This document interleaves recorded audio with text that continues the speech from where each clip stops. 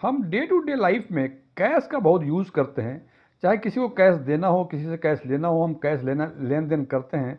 लेकिन income tax ने cash transaction limit की कुछ व्यवस्थाएं की हैं और उन्होंने कहा है यदि उस व्यवस्था के अंदर यदि कैश का ट्रांजेक्शन करते हैं तो फिर कोई बात नहीं, लेकिन यदि वैसे उस थ्रेशोल्ड लिमिट को या जो व्यवस्थाएं उन्होंने की है उसको यदि एक्सीड करते हैं तो दो चीज़ें हो सकती हैं। या तो आप पे 100% पेनल्टी इम्पोज कर दी जाएगी प्रोविजंस के हिसाब से, या वो ट्रांजेक्शन्स आपके एआईएस और टीआईएस में रिपोर्ट होगी और अकॉर्डिंगली इनकम टैक्स डिपार्टमेंट आपसे इस ट्रांजेक्शन्स के बारे में कुछ इंक्वायरी कर सकती है। आज हम चर्चा करते हैं कि वो ट्रांजेक्शन्स लिमिट क्या हैं जो 1 अप्रैल 2026 से इफेक्टिव होगी। मैं डीएम झा, आप देख रहे हैं स्टूडेंट टैक्स में चैनल। यदि इस वीडियो से आपको कोई नई जानकारी मिले या ये वीडियो आपको पसंद आए, इसको लाइक करें, अपने फ्रेंड्स के साथ शेयर करें, कमेंट बॉक्स में यस लिखें, और यदि लगे कि इस वीडियो में ऐसी कोई जानकारी नहीं है जो आपको पहले से नहीं पता थी या ये वीडियो आपको पसंद ना आया हो तो कमेंट बॉक्स में नो लिखें।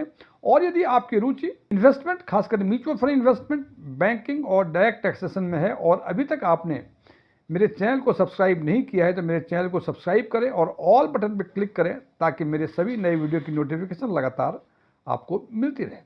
तो सबसे पहले बात करते हैं, जब कैश होता है हमारे पास, चाहे कोई देता है या किसी को देना होता है तो हम बैंक जाते हैं या तो डिपॉजिट करने के लिए या विड्रॉ करने के लिए। तो सबसे पहले बात करते हैं कि बैंक में कैश डिपॉजिट करने की सीमाएं क्या हैं।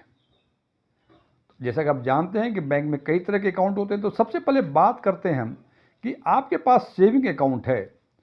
तो यदि आपके पास सेविंग अकाउंट है तो उस खाते में आप 10 लाख से अधिक प्रति वर्ष प्रति अकाउंट यदि जमा कराएंगे तो ये रिपोर्टिंग बैंक अपने आप ही इनकम टैक्स डिपार्टमेंट को कर देगी, जो कि आपके एआईएस और टीआईएस में रिपोर्ट होगी। और हो सकता है कि इनकम टैक्स आपसे इस ट्रांजैक्शन के बारे में कुछ सवालात करे।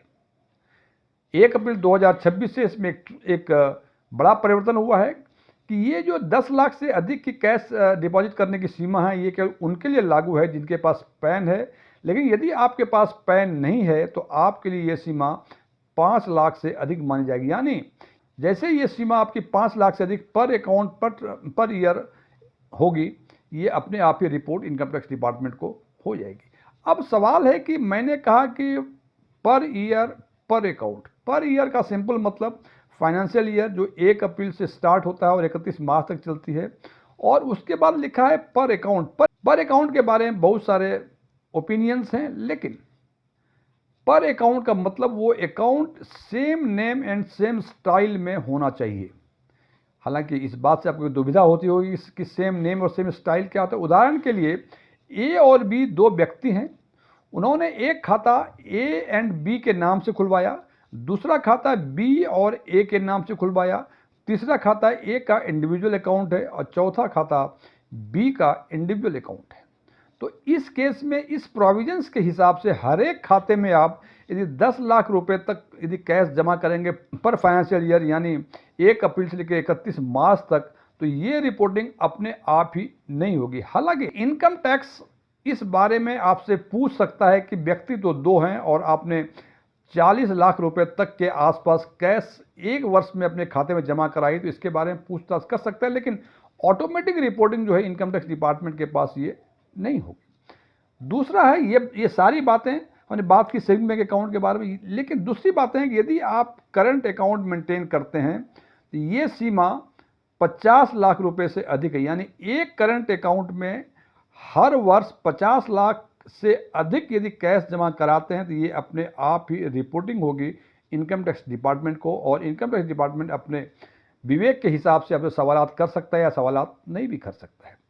अब ये सारी बातें हमें डिपॉजिट करने की। यदि हम विड्रॉल की बातें करें तो विड्रॉल में भी करंट अकाउंट में दिया हुआ है कि यदि 50 लाख रुपए से अधिक आप कैश विड्रॉल करेंगे तो ये रिपोर्ट होगी इनकम टैक्स डिपार्टमेंट को। लेकिन अदर देन करंट अकाउंट इसकी कोई सीमा नहीं है, कितने ही पैसा आप विड्रॉ करें कोई रिपोर्टिंग इनकम टैक्स डिपार्टमेंट को नहीं होगी। लेकिन इसके बाबत एक अलग से प्रोविजंस है, यदि एक वर्ष में 1 करोड़ रुपए से अधिक का विड्रॉल करते हैं तो टीडीएस यानी tax deduction at source at the rate of 2% की दर से टीडीएस अपने आप ही कट जाएगा, प्रोवाइडेड कि वो विड्रॉल जो है एक वर्ष में 1 करोड़ से अधिक हो।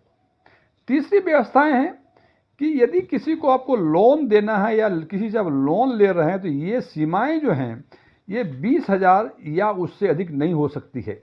इसका मतलब 19,999 रुपये तक आप कैश में किसी को लोन दे सकते हैं या लोन ले सकते हैं या लोन रिपे कर सकते हैं। जो भी करना हो ये 19,999, जैसे ये 20,000 या उससे अधिक होगी आपको 100% पेनल्टी का सामना करना पड़ेगा।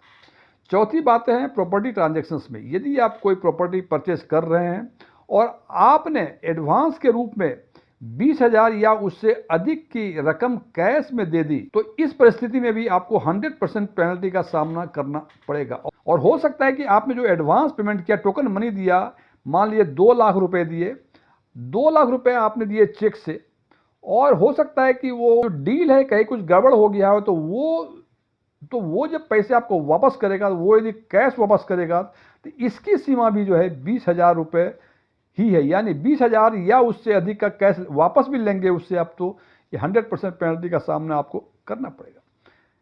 पांचवी व्यवस्था है बिजनेस में। बिजनेस में जनाब कैश का लेन देन काफ़ी अधिक होता है, तो इसके लिए व्यवस्था ये की गई है कि यदि किसी व्यक्ति से पर डे पर पर्सन 2 लाख रुपए या उससे अधिक का कैश रिसीट करते हैं तो आपको 100% पेनल्टी का सामना करना पड़ेगा। या ये हो सकता है कि 2 लाख रुपए पर डे पर पर्सन तो रिसीट ना करते हों, लेकिन सारे पैसे मिला के वो एक ही इवेंट्स के लिए यदि हों। फॉर एग्जाम्पल आपने 1.5 लाख रुपए आज किसी को दे दिया कैश में, कल दे दिया 1.5 लाख रुपए, दोनों ही एक ही इवेंट से रिलेटेड हैं, तो ये सीमा 2 लाख से कम तक का, यानी 2 लाख या उससे अधिक यदि ऐसा कुछ करेंगे पर डे पर पर्सन और सिंगल इवेंट, यदि इसको आप ब्रीच करेंगे तो 100% पेनल्टी का आपको सामना करना पड़ेगा। छठी व्यवस्था है डेली एक्सपेंसेस इन बिजनेस, या यूँ कह लें daily expenses limit in business.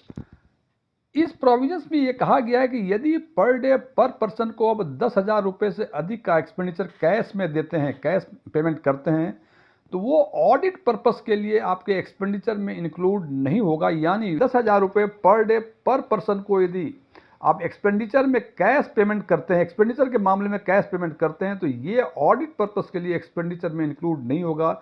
यानी इसका लाभ आपको बैलेंस शीट में नहीं मिलेगा। Thank you.